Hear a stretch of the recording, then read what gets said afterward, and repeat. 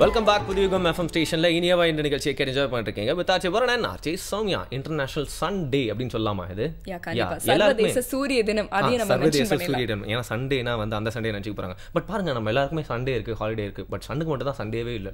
ஆமா, அவங்க வந்து பாத்தீங்கன்னா வந்து ஆல் டே ஒர்க்கிங் டே அப்படின்னு வந்து சீரியஸா ஒர்க் பண்ணிட்டு இருக்காங்க. பட் நாம வந்து அந்த ஒர்க்கை வந்து அப்ரிஷியேட் பண்ணாம, அந்த சோலார் எனர்ஜி யூஸ் பண்ணாம, ரெகக்னைஸ் பண்ணாம இருக்கோம் இல்லையா? எவ்வளவு பியூட்டிஃபுல்லான நல்லவங்களா இருந்தா கூட அப்பப்போ நம்மள ஹர்ட் பண்றாங்களே. அதே மாதிரி ஏப்ரல் மே வந்து கொஞ்சம் ஹர்ட் பண்றேன் அப்படிங்கிறதுக்காக என்ன நீங்க திட்டிட்டா எப்படி அப்படிங்கிற மாதிரி சன் நம்மள பார்த்து சொல்லிச்சனா எப்படி இருக்கும்ல? கண்டிப்பா இந்த மாதிரியான இமேஜினேஷன்லாம் வந்து கொஞ்சம் வச்சுட்டு இந்த சோலார் எனர்ஜி பத்தி நிறைய क्वेश्चंस எல்லாம் இருக்கு. அதெல்லாம் வந்து கொஞ்சம் கொஞ்சமா கேட்டு தெரிஞ்சுக்கலாமா? ஸோ இந்த ஒரு பேட்டரி அப்படிங்கிற ஒரு விஷயத்துல வந்து எனர்ஜியை தேக்கி வச்சுக்கலாம், நம்ம வேணுன்றப்போ யூஸ் பண்ணிக்கலாம். அதே மாதிரி வந்து சோலார் பேனல்ஸ்ல எனர்ஜியை வந்து தேக்கி வச்சுக்க முடியுமா? இல்லை சோலார் பவரை வந்து நம்ம வந்து சேமிச்சு வச்சுட்டு அதுக்கப்புறம் யூஸ் பண்ண முடியுமா? கண்டிப்பாக பண்ண முடியும்.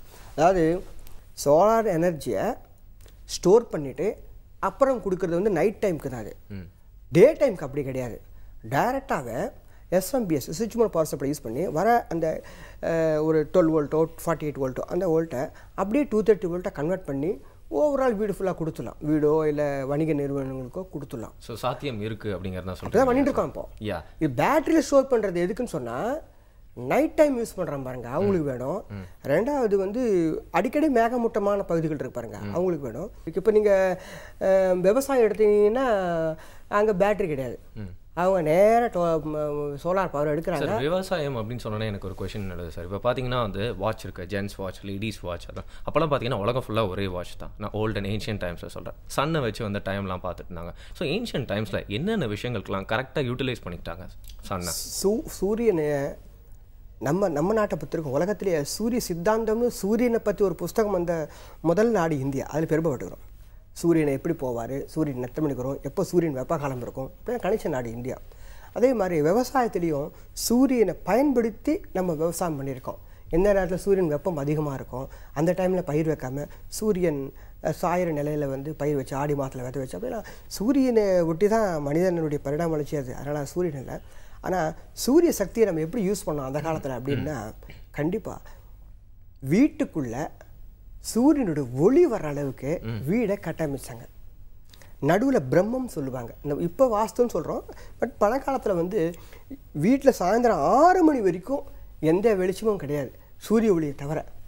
அந்த அளவுக்கு சூரிய ஒளியை அதிகப்படியாக பயன்படுத்துகிறாங்க. இன்றைக்கி நீங்கள் சென்னையில் எடுத்தீங்கன்னா எந்த ஃப்ளாட்ஸுக்குள்ளேயும் எந்த வீட்டுக்குள்ளேயும் போனவுடனே லைட்டை போடலைன்னா உள்ளே வெளிச்சமாக இருக்காது சார். காற்றே வராது சார். காற்றுன்றது ரெண்டாவது விஷயங்க. அடிப்படை வெளிச்சம் தானே. அடிப்படை வெளிச்சத்தை கூட நம்ம சரியாக யூஸ் பண்ணல. சூரியன் இருக்கார் மேலே ஒரு 4 கண்ணாடி வச்சு என்ன சொல்கிறேன்னா பண்டைய காலத்துலலாம் வீடுகளில் மாடி வீடுகளில் கூட வீட்டுக்கு மேலே நடுவில் ஒரு கிளாஸ் ஒன்று வைப்பாங்க. ஓகே. அந்த கிளாஸ் என்ன பண்ணுவோம்னா லைட்டு, அந்த ஒரு கிளாஸ் வந்து ஒரு 1000 வாட் பல்புக்கு ஈக்குவலண்ட்.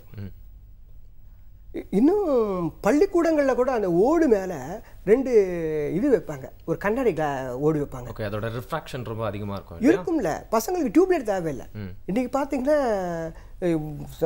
தனியார் பள்ளியாட்டம் அரசாங்க பள்ளியாட்டம் உள்ள பசங்க ஸ்கூலுக்குள்ளே போனவொடனே டியூப்லைட்டும் ஃபேனும் ரொம்ப அவசியமாயிடுச்சு. அதுக்கு காரணம் என்னென்னா நம்ம தெரிஞ்சோ தெரியாமலும் இந்த தெர்மல் பவரை யூஸ் பண்ணி இருக்கிற நிலக்கரையெல்லாம் கொளுத்தி இந்த உலகம் சூடாயிடுச்சு.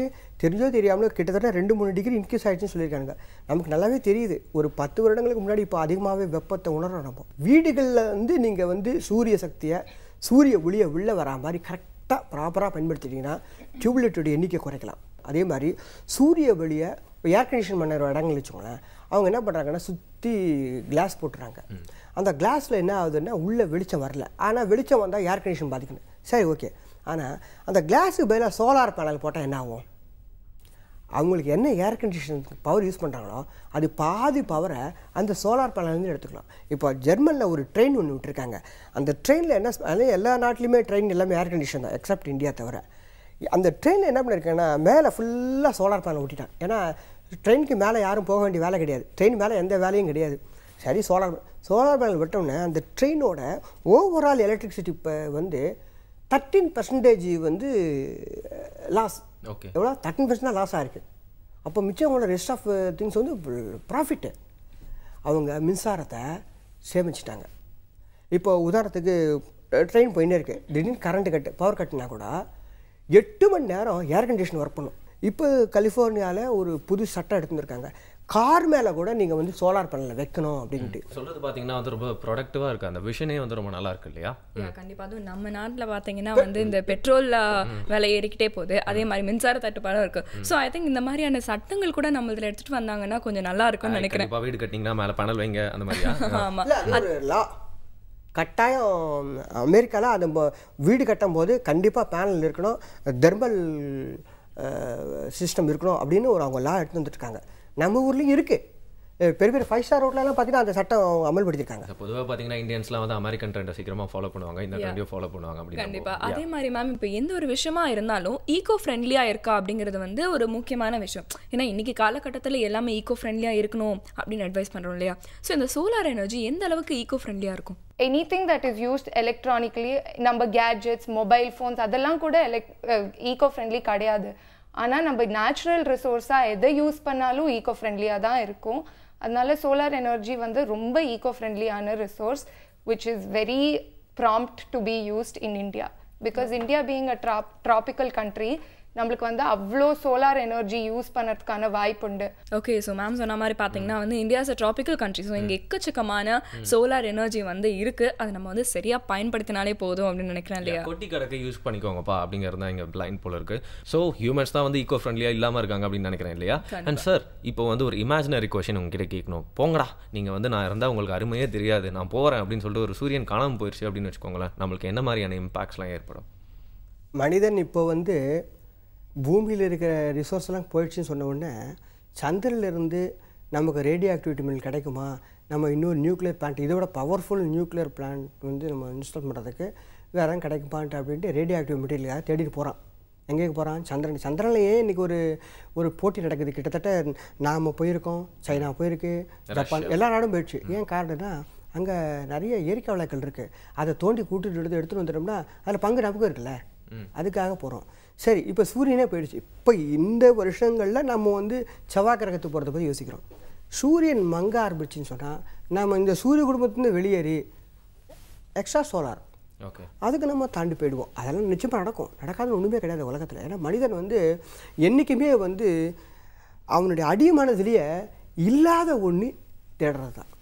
இருக்கிறத பற்றி யூஸ் பண்ணுறத நம்ம யூஸ் பண்ணுறத, இல்லாத ஒன்றை சிந்தித்து கற்பனையால் இது இப்படி இருக்கும், இங்கே போகும் அப்படின்றது அதிக ஆற்றல் படைத்தவன் மனிதனுடைய மூளை. அதனால் கண்டிப்பாக இந்த சூரியன் இல்லைன்னா இன்னொரு சூரியன் நம்ம கண்டிப்பாக இருக்கும். ஓகே, ஸோ ஒரு பாசிட்டிவான நோட்டோட இன்றைக்கி நம்ம முடிச்சிருக்கோம் அப்படின்னு சொல்லலாம். இப்படி ஒரு டே எடுத்து என்னடா ரொம்ப சிம்பிளான விஷயத்தை எதுக்கு இவ்வளோ சீரியஸாக பேசுகிறாங்க அப்படின்னு தோணும் நம்மளுக்கு. உங்களுக்குலாம் ஒரு நாள் வந்து எனர்ஜிலாம் இல்லாமல் அதெல்லாம் இல்லாமல் நம்ம தத்தளிக்கும் போது தான் அதோட அருமை நம்மளுக்கு புரியும் அப்படின்னு சொல்லலாம் இல்லையா? அது மட்டும் இல்லாமல் அபண்டண்ட்டாக நம்மளுக்கு கிடச்சிட்டு இருக்க எனர்ஜி எப்படிலாம் யூஸ் பண்ணலாம் அப்படின்னு நிறைய ப்ராடக்டிவான விஷயங்கள்லாம் சொன்னாங்கன்னு சொல்லலாம். கண்டிப்பாக இத்தனை கோடி வருஷமாக வந்து ஒரே இடத்துல தான் அந்த சூரியன் இருக்குது, ஆனால் அதுலேருந்து வர எனர்ஜி பற்றி நம்ம இன்னைக்கு தான் பேசிக்கிட்டு இருக்கோம். ஸோ இனிமேலாவது நம்ம வந்து அதை பற்றி புரிஞ்சுக்கிட்டு இந்த சோலார் எனர்ஜி வந்து எஃபிஷியண்டாக யூஸ் பண்ண ஆரம்பிச்சோம்னா பிற்காலத்தில் வந்து நம்ம இந்த மாதிரியான பிரச்சனைகள்லேருந்து தவிர்க்கலாம் அப்படிங்கறத இவங்க ரெண்டு பேரும் பேசும்போது தெளிவா புரிஞ்சது. தெளிவா சொன்னாங்க. ரெண்டு பேர் அப்படின்னு சொன்னா எனக்கு ஒரு ஞாபகம் வருது. இவங்க பாத்தீங்கன்னா வந்து இவங்க சொல்ற விஷயங்களை நம்ம என்ன தெரிஞ்சுக்கலாம் அப்படின்னா, இப்போ ப்ரொடக்டிவா நிறைய வாலண்டியர்ஸ்லாம் இறங்கி இந்த மாதிரி செஞ்சுட்டு இருக்காங்க, அவேர்னஸ் கிரியேட் பண்ணிட்டு இருக்காங்கன்னு சொல்லலாம். அண்ட் சார் சொன்னதுலேருந்து பார்த்தீங்கன்னா நிறைய அட்வைஸ் பண்ணுறதுக்கும் நிறைய விஷயங்கள் சொல்கிறதுக்கும் வந்து ஆட்கள் இருக்காங்க. ஸோ எல்லாத்தையும் நம்ம யூஸ் பண்ணிக்கணும். சன்னு மட்டும் இல்லை, நல்ல பீப்புளும் இருக்காங்க, அவங்களாம் வந்து யூஸ் பண்ணிக்கலாம் அப்படின்னு சொல்லி இன்னைக்கு முடிச்சிடலாம். அண்ட் தேங்க்யூ ஸோ மச் உங்களோட டைமுக்கு. Thank you so much sir. Thank you so much ma'am. தொடர்ந்து நிறைய விஷயங்களை நம்ம நிகழ்ச்சியில் பார்க்கலாம். புதிய எஃப்எம் ஸ்டேஷனில் இது இனியவை என்று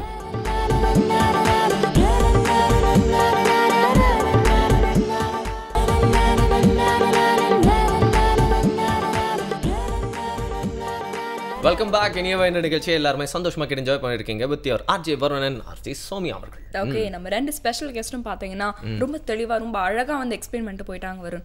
நம்ம எல்லாருக்குமே அந்த சோலார் எனர்ஜி பத்தி கேள்விப்பட்டிருப்போம், சோலார் பிளேட்ஸ் பத்திலாம் கேள்விப்பட்டிருப்போம்.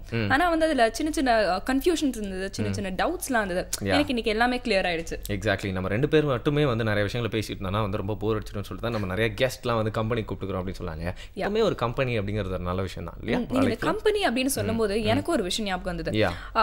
ஜோஷ்வா ஸ்லோகம் அப்படின்னு வந்து ஒரு எழுத்தாளர்.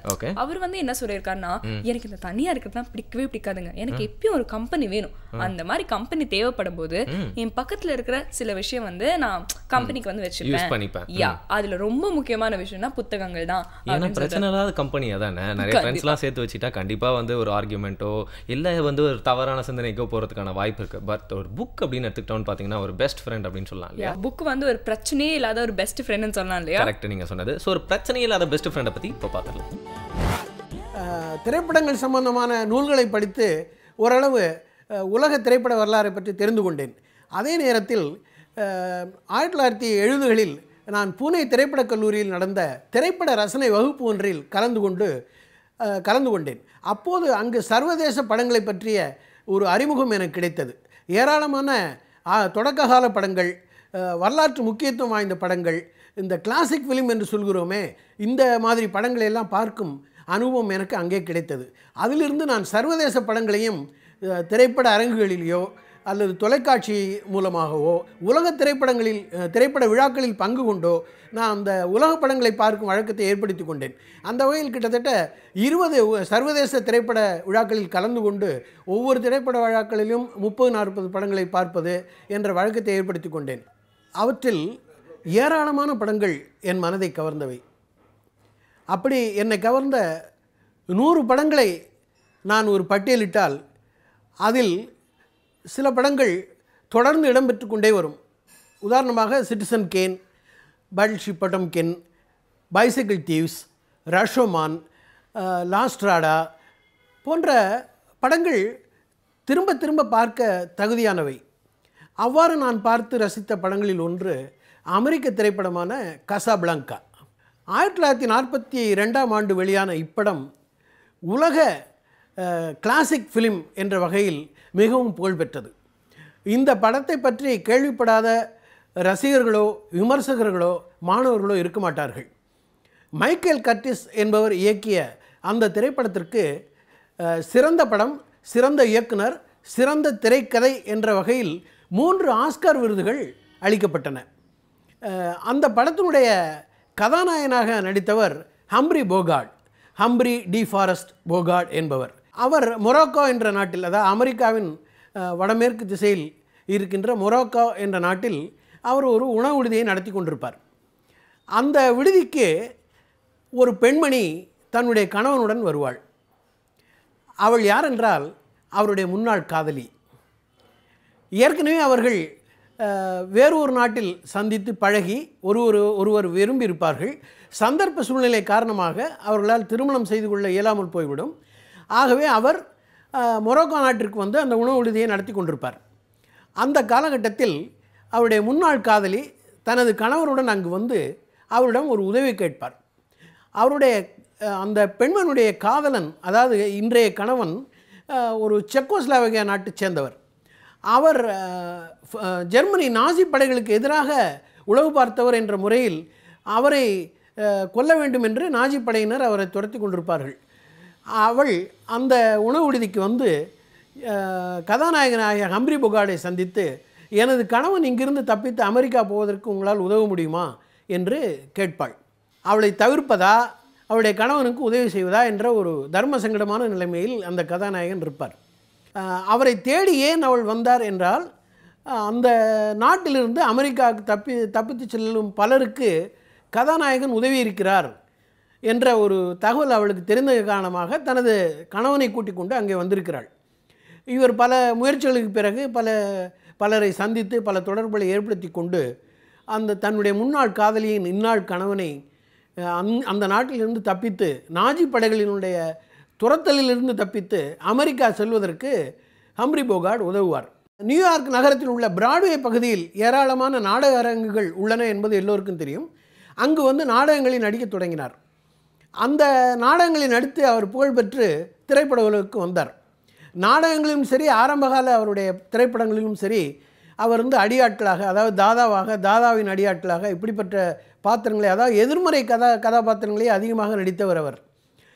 பெட்ரிஃபைடு ஃபாரஸ்ட் என்ற 1936இல் வந்த படத்தில் தான் அவர் முதல் நடித்திருந்தார். அதற்கு பிறகு மேலும் 74 படங்களை 20 ஆண்டுகளை நடித்து அவர் சாதனை புரிந்தவர். ஹம்ப்ரி போகார்ட் நடித்த கசாபிளாங்கா மட்டுமல்ல, அவர் நடித்த African Queen, Maltese Falcon, Sierra Madre போன்ற படங்களும் உலக புகழ்பெற்ற திரைப்படங்களாகும். உண்மையிலேயே புக் ஒரு பிரச்சனையே இல்லாத பெஸ்ட் ஃப்ரெண்ட் தான். ஏன்னா வந்து நம்மளுக்கு எஜுகேட் பண்ணிக்கிட்டே இருக்கு. ஆனா நம்ம வந்து என்ன திட்டினாலும் என்ன சொன்னாலும் அதை வாங்கிக்கோ இல்லையா. மரியாதைக்குரிய ஒரு பெஸ்ட் ஃப்ரெண்ட் அப்படின்னு சொல்லலாம். பட் எனிவே நெக்ஸ்ட் வந்து ஒரு இம்பார்ட்டன்டான விஷயம் வந்துட்டே இருக்கு அப்படின்னு சொல்லலாம். அந்த டேர்ம் வந்து எனக்கு ரொம்ப பிடிச்சிருக்கு. அதை பத்தி நான் உங்ககிட்ட சொல்றேன். பட் அதுக்கு முன்னாடி ஒரு குட்டி பிரேக் விட்டுலாம். என்ன சொல்றீங்க? என்னையா ஒரு கொஸ்டின் மார்க்கோட வந்து எனக்கு பிரேக் விட்டுட்டீங்க. இருந்தாலும் நான் வந்து ஈகரா வந்து காத்துட்டே இருக்கேன். ஒரு சின்ன பிரேக் அப்புறம் பார்க்கலாம். புதிய FM ஸ்டேஷன்ல இது இனியவை என்று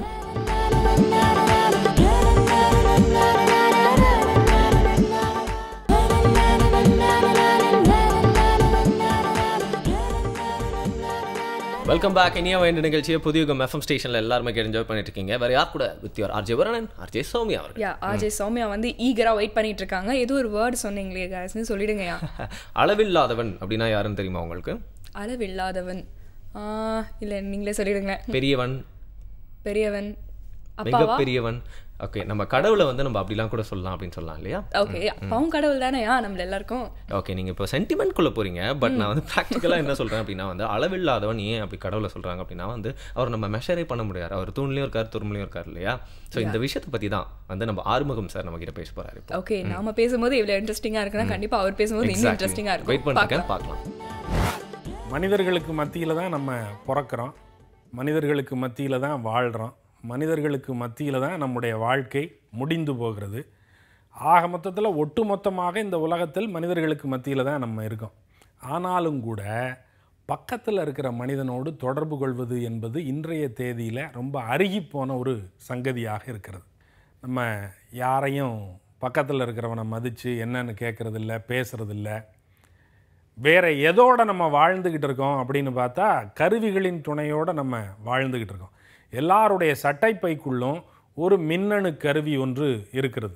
தூங்காத கண்ணென்று, துடிக்கின்ற மனமென்று அது எப்போதும் விழித்து கொண்டே நம்முடைய சட்டைப்பையில் நம்முடைய இதயம் எப்படி நம்மோடு கூடவே வருமோ அதை போல் இந்த கருவியும் நம்மோடு கூடவே வருகிறது.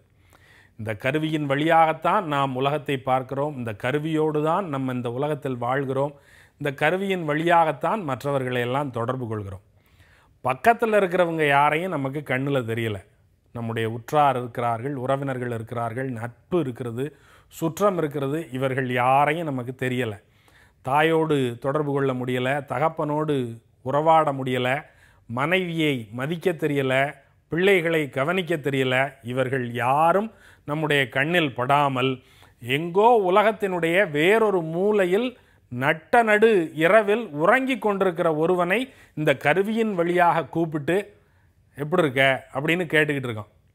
அவன் யார், எங்கே இருக்கான், அவன் முகம் என்ன, அவனுடைய நேரம் என்ன, அவனுடைய நிலை என்ன அப்படிங்கிறத பற்றியெல்லாம் நமக்கு அக்கறை இல்லை. அவனோட பேசுகிறது நமக்கு சௌகரியமானதாக இருக்குது, பக்கத்தில் இருக்கிறவனோட பேசுகிறது நமக்கு சௌகரியமானதாக இல்லை. இது என்ன காரணம், என்ன பிரச்சனை? முழிச்சுக்கிட்டு தான் இருக்கோம்.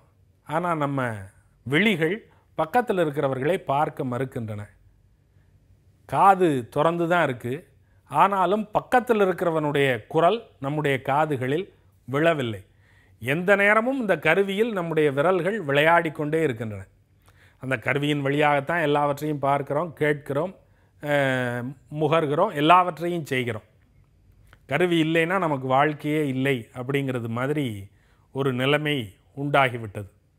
இந்த கருவியின் வழியாக அவன் பார்க்குற உலகம் உண்மையான உலகம் இல்லை, அது ஒரு மாயா உலகம், அது ஒரு நிழல் உலகம்.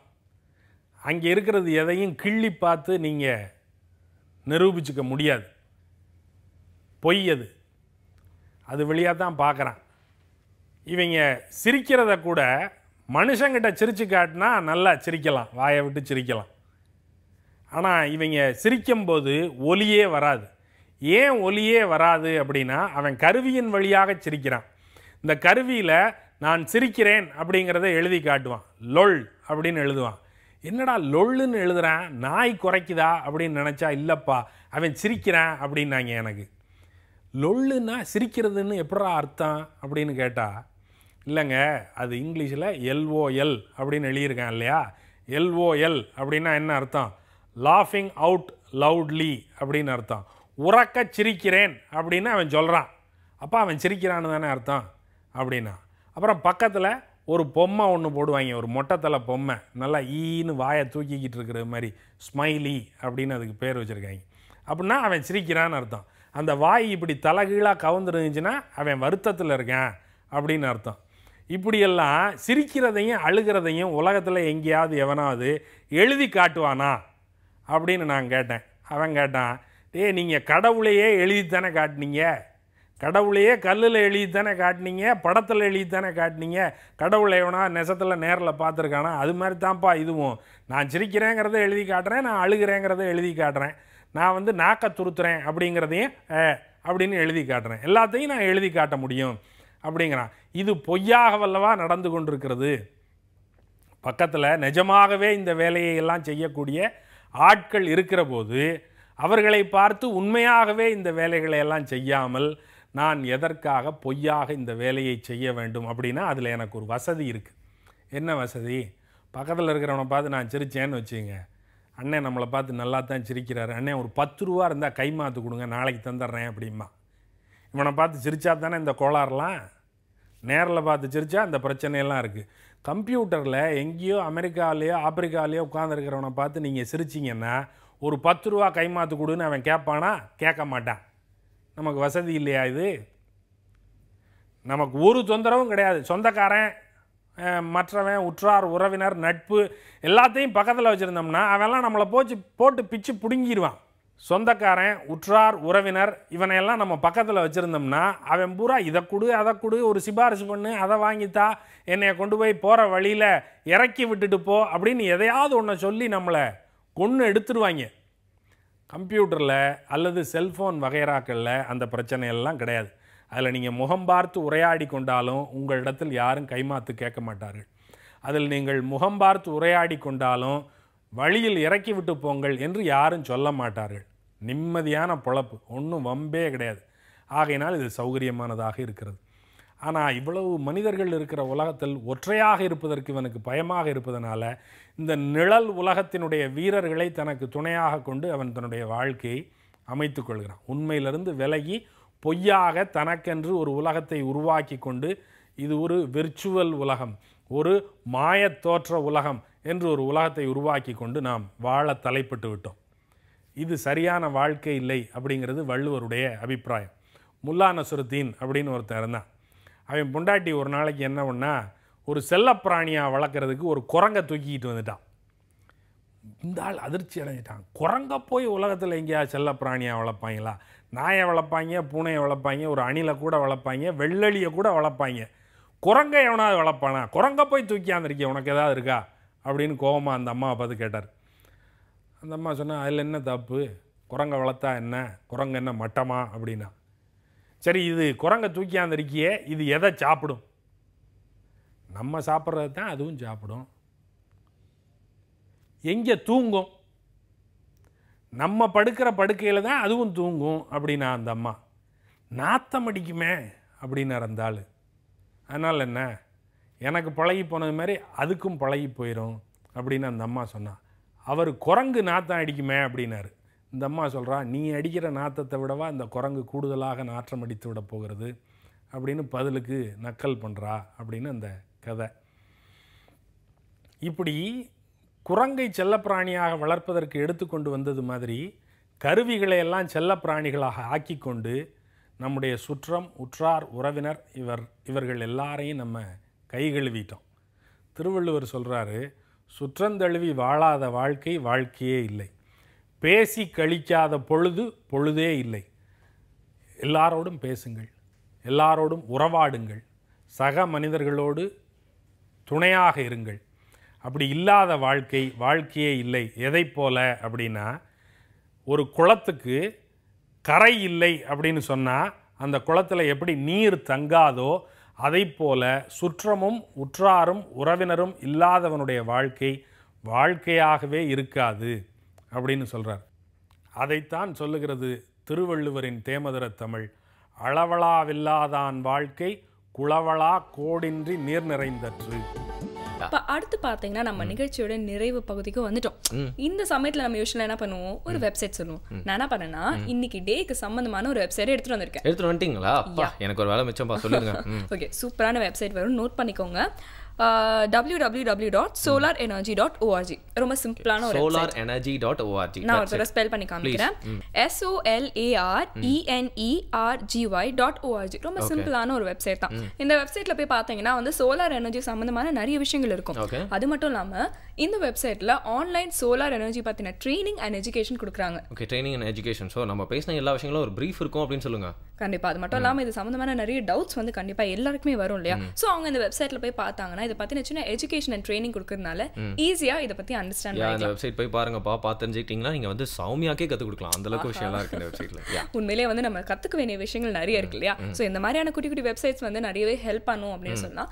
பட் என்ன, இப்போ நம்ம கிட்ட இருக்கிற எல்லா விஷயமும் காலியாக. ரொம்ப சந்தோஷப்படாதீங்க, வெப்சைட் சொல்லிட்டேன்னு. நான் நாளைக்கு ஒரு வெப்சைட் தேடியே ஆகணும். டைம் ஆயிடுச்சு, நான் போகணும் இப்போ. கண்டிப்பா உங்களுக்கு நான் வந்து லீவ் கொடுத்துறேன். புதிய ஸ்டேஷன்ல இது இனியவை என்று வித் வருண் and Soumya.